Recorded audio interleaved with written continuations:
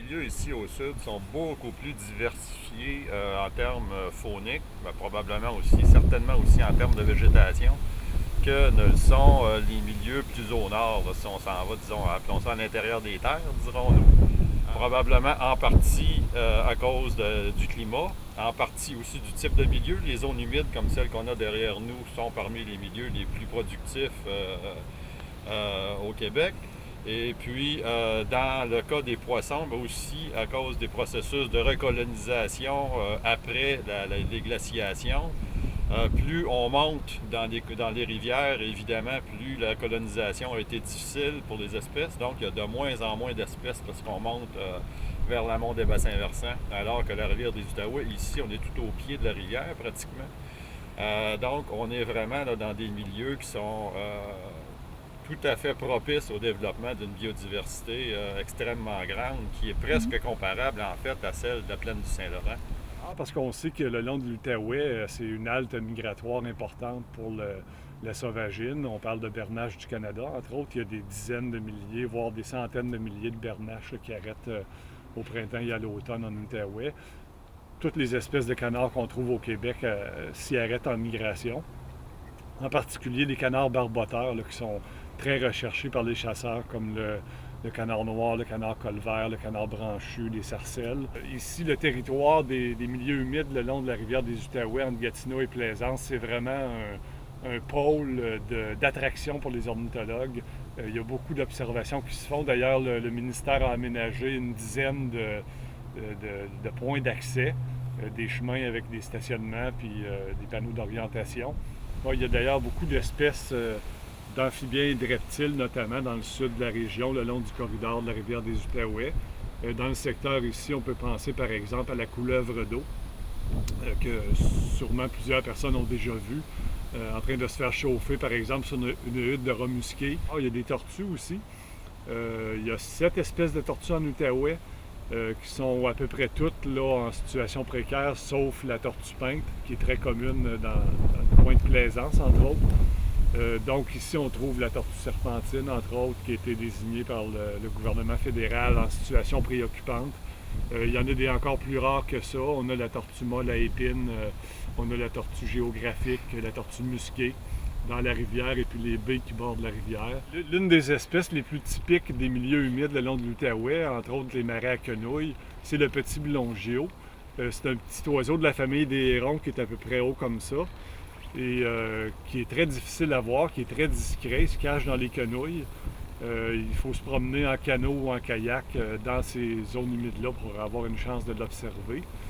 Mais c'est un oiseau qui n'est pas très commun au Québec, mais le long de l'Outaouais, on en a à peu près partout dans les marais là, à quenouilles. Le sturgeon jaune, qui est une espèce, une très grande espèce, qui est très longévive, des poissons qui peuvent atteindre 1,50 m et plus de longueur et puis vivre aussi vieux que nous. C'est un poisson qui a besoin d'un habitat qui est très, très étendu, qui est très présent dans tout le bassin de la rivière des Outaouais, comme dans celui du Saint-Laurent d'ailleurs, mais qui souffre beaucoup de la fragmentation de l'habitat causée par la construction des barrages qui l'empêche maintenant de se déplacer partout dans la rivière, de sorte que dans certains secteurs, les populations réussissent néanmoins à se maintenir. Mais dans d'autres secteurs, les populations, il n'y a plus de reproduction et elles ont des problèmes extrêmement sérieux. Là.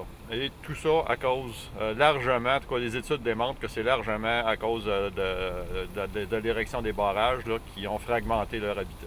On a une espèce de tortue qui est assez rare, qui n'est présente qu'en Outaouais au Québec, c'est la tortue mouchetée. Et elle, à 90%, est dans des étangs de castor. Donc, ça veut dire que périodiquement, l'habitat s'assèche parce que vous savez que tous les étangs de castor, à l'état naturel, ça finit par céder. Donc, les cours d'eau sont lavés en aval, ça se vide. Éventuellement, les castors vont revenir coloniser, vont refaire un nouvel étang. Les tortues vont revenir, mais c'est sûr que ça a un impact au moment où ça se produit. Mais le fait que l'espèce occupe plusieurs milieux, ben, c'est un peu ça qui la sauve parce que même si on perd peut-être une population à un endroit, bien, elle va pouvoir être recolonisée par une autre. Ça, c'est à condition que l'habitat ne soit pas trop fragmenté. Le rat musqué, lui, est vraiment végétarien. Ils apprécient beaucoup, comme vous le voyez, on voit ces huttes là, coniques qui sont très typiques, là, qui construisent à l'automne pour passer l'hiver. Et il va manger des racines de quenouilles, par exemple, des plantes aquatiques, là, des potamots ou toutes sortes de plantes qui poussent dans les marais. Donc, c'est vraiment strictement végétarien. Il faut dire aussi que l'abondance de ces animaux à fourrure-là dépend en partie de la pression de piégeage.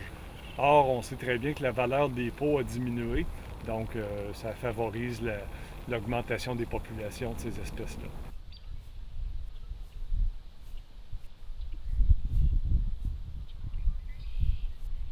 Il y a toujours un équilibre. Hein? Si on n'exploite pas un animal, ben, normalement les populations vont augmenter, mais il y a une limite naturelle.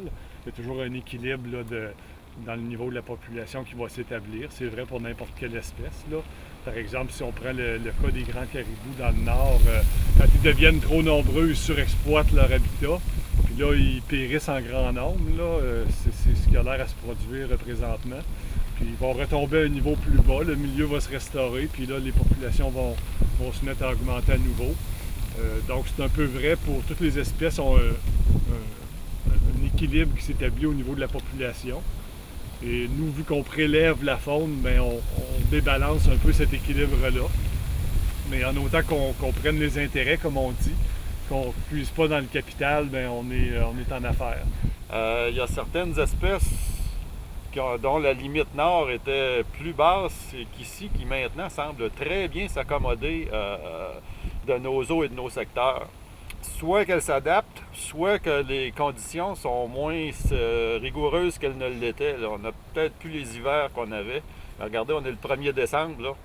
Là. Puis regardez le milieu là, qui nous entoure. Là. C'est pas tout à fait typique, dirais-je, comme décembre au Québec. Là. Les changements au niveau de la faune aquatique sont beaucoup plus liés à la fermeture du barrage de Carillon au milieu des années 60, qui a complètement transformé l'écosystème qui était la rivière des Outaouais. Avant Carillon, il est très probable que derrière nous, c'était des champs agricoles inondés peut-être au printemps pendant la crue printanière. Et alors que maintenant, on a là une zone marécageuse qui est en eau en permanence. Là. Donc, la fermeture du barrage de Carillon a eu des effets extrêmement importants. Lorsqu'on regarde maintenant la rivière des Outaouais, on voit le corridor principal de la rivière et surtout du côté québécois, une énorme série de zones marécageuses qui ont permis, entre autres, de créer le parc de Plaisance, qui vont nous amener à créer un refuge à l'amont du parc de Plaisance jusqu'à Gatineau.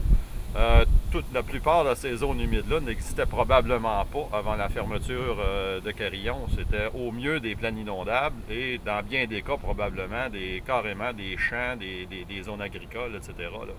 Alors sur cette carte-ci, on voit l'ensemble des terres humides qui bordent la rivière des Outaouais entre Gatineau et Tursault.